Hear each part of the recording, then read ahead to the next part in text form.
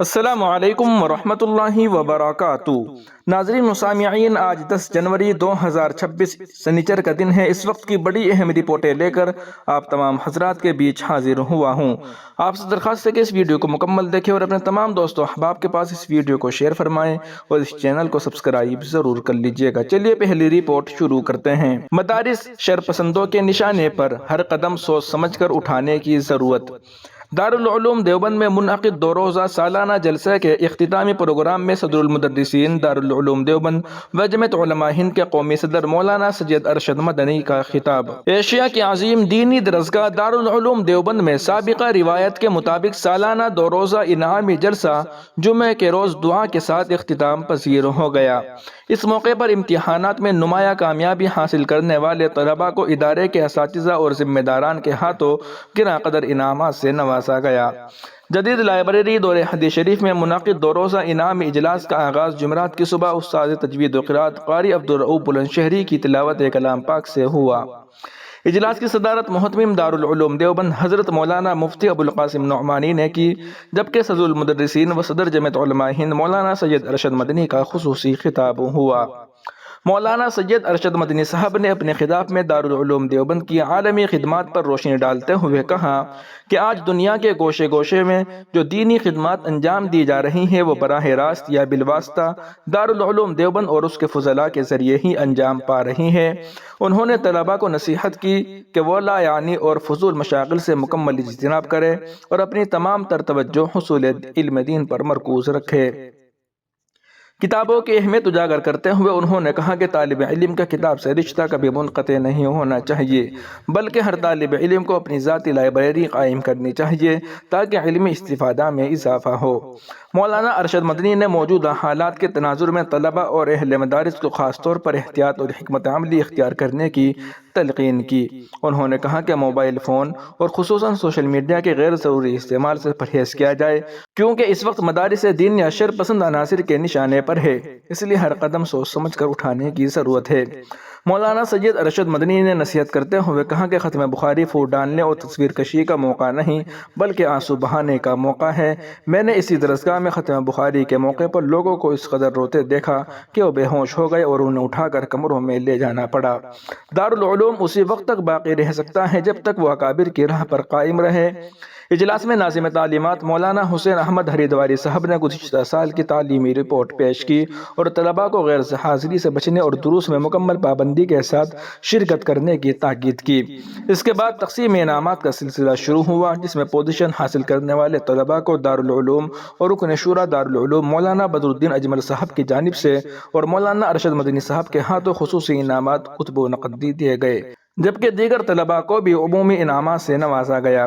صدر مجلس مفتی ابوالقاسم نعمانی کی قیمتی نصیحتوں اور دعائیہ کلمات کے ساتھ اجلاس اختتام پذیر ہوا۔ اجلاس میں نائب محتمم مولانا عبدالخالق مدراسی، نائب محتمم مفتی محمد راشد صاحب اعظمی، مولانا نعمت اللہ صاحب اعظمی، مولانا سلمان بجنوری نقشبندی، مفتی سلمان منصور پوری، مولانا شوکت بستوی، مولانا خضر کشمیری، مولانا افضل کیموری، مولانا افضل بستوی، مولانا عارف جمیل مبارک پوری اور مولانا توقیر قاسمی نقشبندی سمیت دیگر اساتذہ، ملازمین اور کثیر تعداد میں طلباء شریک تھے۔ وہیں آخر میں اس اہم رپورٹ کو بھی سنتے چلے۔ مسجد نبوی صلی اللہ علیہ وسلم میں ایک سال میں کتنے طلباء نے قرآن حفظ کیا؟ مدینہ منورہ میں مسجد نبوی صلی اللہ علیہ وسلم کے قرآنی تعلیمی حلقوں نے سال 2025 کے دوران ایک نمایاں تعلیمی سنگ میل حاصل کیا، جہاں 8335 طلباء و طالبات نے قرآن کریم حفظ مکمل کیا۔ سعودی خبر رساں ایجنسی SPA کے مطابق مسجد نبوی کے دینی تعلیمی پروگراموں سے نہ صرف مقامی طلباء مستفید ہوتے ہیں بلکہ دنیا کے مختلف ممالک سے آنے والے زائرین اور حجاج بھی سالانہ بنیادوں پر ان علمی سرگرمیوں سے فیض حاصل کرتے ہیں۔ جاری کردہ اعداد و شمار کے مطابق مسجد نبوی کے دروس قرآن کے حلقوں سے ہر سال 1.2 ملین عمرہ زائرین اور حجاج استفادہ کرتے ہیں، جبکہ قرآن کریم اور سنت نبوی صلی اللہ علیہ وسلم کی کلاسوں سے فارغ ہونے والے 2 لاکھ کے قریب طلباء کو اسناد جاری کی گئی۔ اسی عرصے میں 2 لاکھ نئے طلباء و طالبات کو بھی باقاعدہ طور پر رجسٹرڈ کیا گیا۔ مسجد نبوی صلی اللہ علیہ وسلم کے تعلیمی حلقوں میں 170 ممالک سے تعلق رکھنے والے طلباء نے شرکت کی، جبکہ سنت نبوی صلی اللہ علیہ وسلم اور علمی نصوص کے حوالے سے 1,86,000 کے قریب لائسنس جاری کیے گئے۔ اسی طرح سنت نبوی صلی اللہ علیہ وسلم اور علمی نصوص کے شعبہ حفظ سے 25,000 طلباء و طالبات نے فراغت حاصل کی۔ ورچوئل قرآنی تعلیم کے پروگرام کے تحت 40,000 طلباء و طالبات کی رجسٹریشن کی گئی اور 3,000 سے زائد تعلیمی حلقے قائم کیے گئے، جن کی نگرانی کے لیے 1,500 مرد و خواتین اساتذہ کو مقرر کیا گیا۔ طلباء کی سہولت اور ضروریات کے پیش نظر یومیہ بنیادوں پر 30 لاکھ سے زیادہ خوراک کے پیکٹ تقسیم کیے گئے تاکہ تعلیم کے دوران ان کی غذائی ضروریات پوری کی جا سکے۔ وہیں آخر میں اس بڑی رپورٹ کو بھی سنتے چلے۔ دہلی فسادات کیس، شرجیل امام کا عدالت میں موقف۔ 2020 کے شمال مشرقی دہلی فسادات سے متعلق مبینہ بڑی سازش کیس میں ملزم اور جواہر لال نہرو یونیورسٹی JNU کے سابق طالب علم شرجیل امام نے دہلی کی عدالت کو بتایا ہے کہ ان کی تقاریر کا تشدد سے کوئی تعلق نہیں اور انہوں نے کبھی عمر خالد سے JNU میں بات تک نہیں کی۔ شرجیل امام نے کہا کہ انہوں نے بہار اور بنگال میں بھی متعدد تقاریر کی، لیکن وہاں کہیں بھی امن و امان متاثر نہیں ہوا۔ ان کے وکلاء طالب مصطفیٰ اور احمد ابراہیم نے دلیل دی کہ استغاثہ کا سب سے اہم ثبوت امام کے تقریر کو بتایا جا رہا ہے، جبکہ 13 دسمبر کو کی گئی اس تقریر کے دن کوئی تشدد نہیں ہوا، اس لیے اس کا فسادات سے کوئی ربط ثابت نہیں ہوتا۔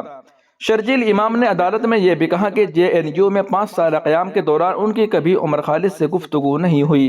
وکیل کے مطابق کسی سازش کو ثابت کرنے کے لیے باہمی اتفاق یا رابطہ دکھانا ضروری ہوتا ہے، جو استغاثہ ثابت کرنے میں ناکام رہا ہے۔ واضح رہے کہ دہلی پولیس اسپیشل سیل نے شرجیل امام اور عمر خالد کو UAPA کے تحت درج کیس میں ماسٹر مائنڈ قرار دیا ہے۔ پیر کے روز سپریم کورٹ نے کیس میں معماروں اور سہولت کاروں کے درمیان فرق واضح کرتے ہوئے 5 ملزمان کو ضمانت دی، تاہم عمر خالد اور شرجیل امام کی ضمانت کی درخواستیں مسترد کر دی گئی۔